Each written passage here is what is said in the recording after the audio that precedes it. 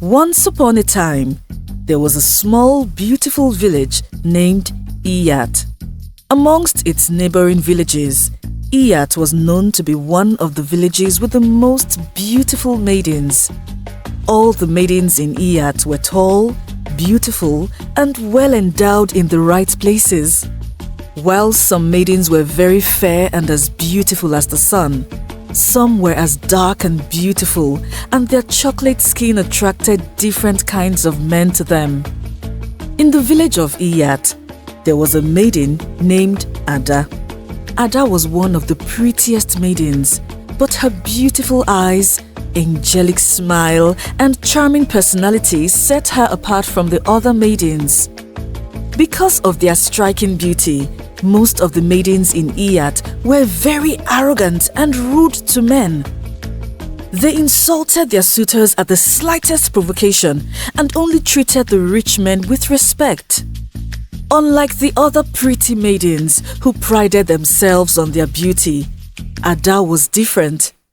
Ada was a humble girl from a humble background and treated everyone respectfully. Ada did not care if her friends or the men she knew were rich or poor. She hung out with people from all kinds of backgrounds and cared very little about material things. To Ada, the most important things in life were not material things or bling-bling. The important things were happiness, growing old with the ones she loved, and spending time with her family. Because of Ada's perception of life, sometimes her friends would laugh at her and say things like, "So you don't want to marry a rich man who will take care of your beautiful skin? My dear friend, you will suffer oh! Better think twice." Even though Ada's friends tried several times to convince her about her choices, Ada still believed that material things would not make her happy. When Ada turned 18, a marriageable age according to the traditions of Iyat, many rich men went to ask for her hand in marriage, but Ada turned all of them down. She knew the men did not love her and only intended to marry her as a trophy so they could show her off to their friends, and that was not what Ada wanted. Ada had seen how her father always treated her mother with so much love, and she wanted the same thing for herself. She wanted a man who would be her lover and best friend, spend time with her and treat her like the only woman in the world. Luckily for Ada, when she turned 19, she met a young man named Dozie. Dozie was a fisherman who was only 2 years older than Ada. The first time Ada met Dozie, she felt a special connection immediately, and weeks after they got to know each other, Ada and Dozie fell deeply in love and began to date. Dozie was also from a humble background like Ada, and he had just begun his profession as a fisherman. Aside from fishing, Dozie was also a trader. In fact, the reason Ada had not seen Dozie in Iyat all that while was that he had been living with his uncle in another village where he learned how to trade and assisted in his uncle's shop. After months of dating each other, Dozie told Ada that he was ready to settle down with her. Dozie loved Ada so much, and he could not think of anything else apart from starting a family with the love of his life. As their tradition demanded, Dozie went with some elders to Ada's parents to ask for Ada's hand in marriage, and her parents welcomed him happily. They told him all he needed to do for their traditional marriage to hold, and Dozie began to make preparations. Since all the things needed for the wedding required a lot of money, Dozie and Ada began to save some money for the wedding. They planned that after 6 months of saving, they would get married and start living together. Unfortunately for Dozie, around the time he began to save money, the rainy season ended, which meant that his fishing season was no longer at its peak. In the weeks that followed, Dozie struggled so hard to catch fish because the water levels were no longer high, and after weeks of little or no results, he decided to travel back to his uncle's village. "My love, I have something to tell you. Dozie said to Ada while they were strolling around the village one evening. "What is it?" Ada asked while smiling. "I want to travel back to my uncle's village and assist him so I can make some money. You know the rainy season is over and this is not a very good time to fish," Dozie said. As soon as Dozie said that, the smile on Ada's face disappeared. "Why? But you're doing okay here," Ada said. "Yes, I know that. But it's because of us that I want to do this. I can't wait for you to be my wife. But staying in Iyat will only make that longer," Dozie responded. "See, we are not in a hurry to get married. We don't need to rush. At least our parents already know that we are together." Ada tried to convince Dozie. "Yes, you are right. But I want to make you my wife as fast as possible. If I go to assist my uncle, I will save some money faster." "Or don't you want to marry me?" Dozie teased Ada. "How long will you be gone for?" Ada asked. "Maybe 2 to 3 months, or maybe less," Dozie responded. "Ah!" Ada exclaimed. "So you want to leave me in this village for 2 to 3 months?"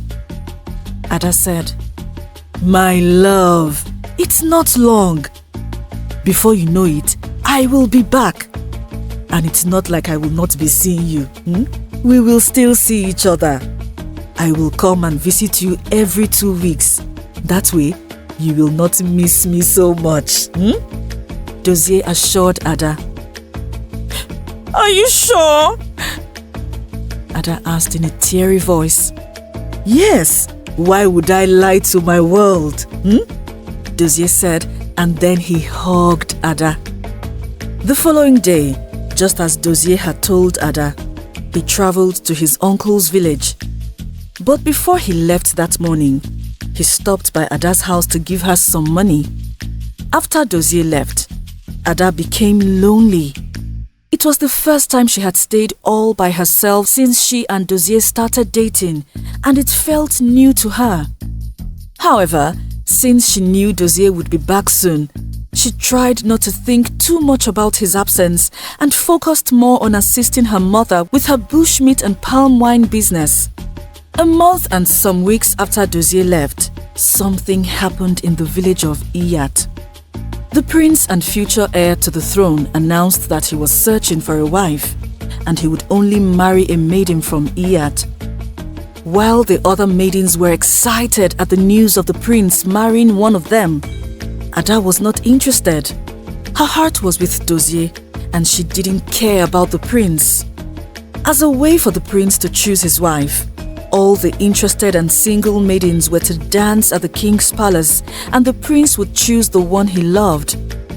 That day, instead of dancing like the other maidens, Ada went to the palace to support her friends, who were all a part of the dancing competition. But then, something unexpected happened. While Ada was standing among the crowd, the prince stood up from his throne, ignored all the dancing maidens, and walked to her.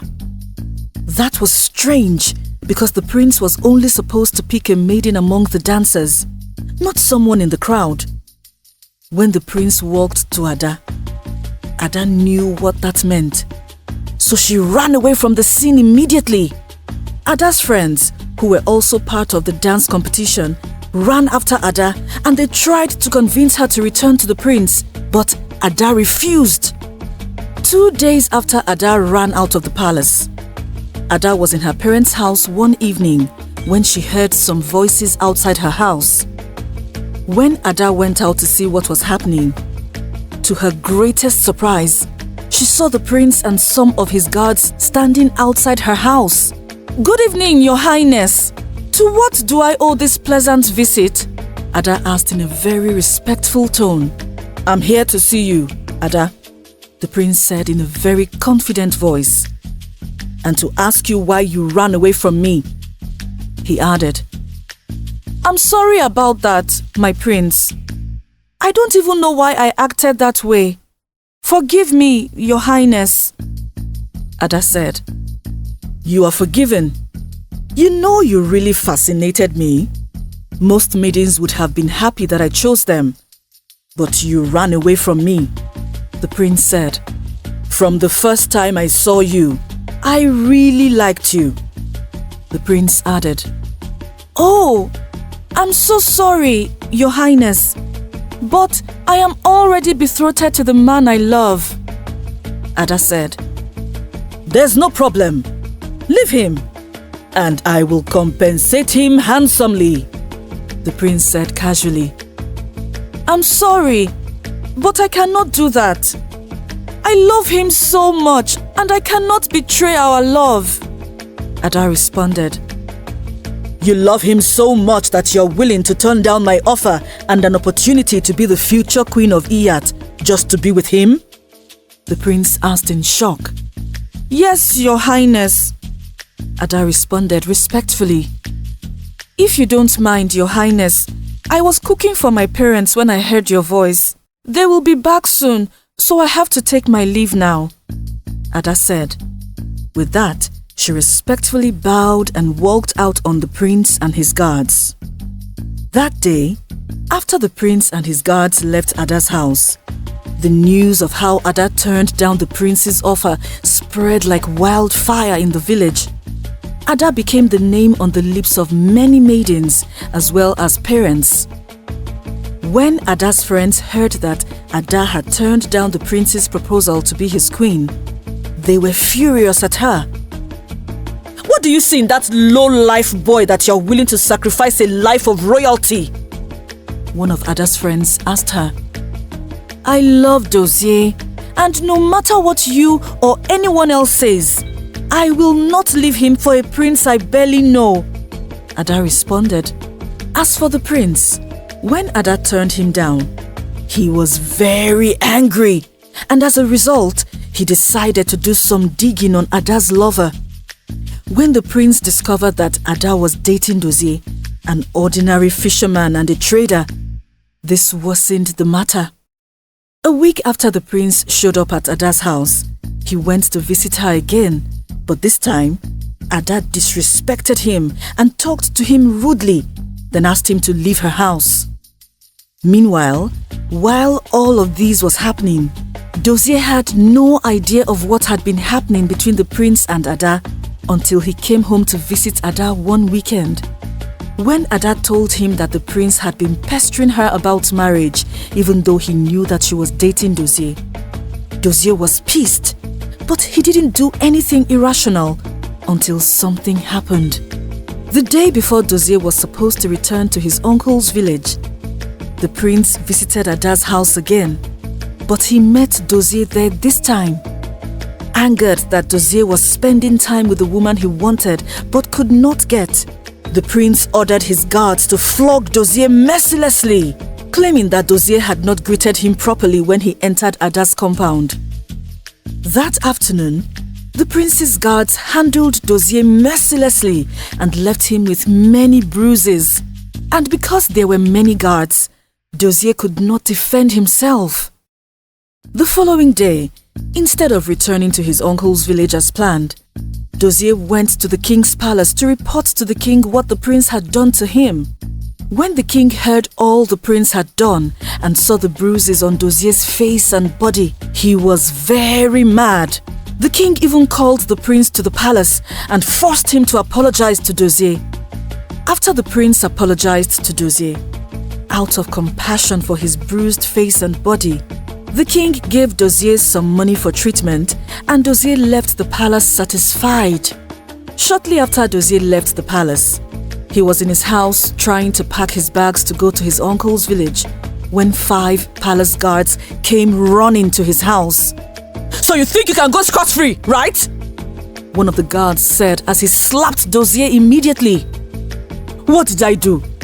What is the meaning of this harassment? Dozie asked. You stole the prince's money and now you want to act innocent, right? We will deal with you today, one of the guards said. Without allowing Dozie say a word, one of the guards entered Dozie's room and returned with a small bag containing some money. The prince framed Dozie and wanted to punish him for reporting him to the king.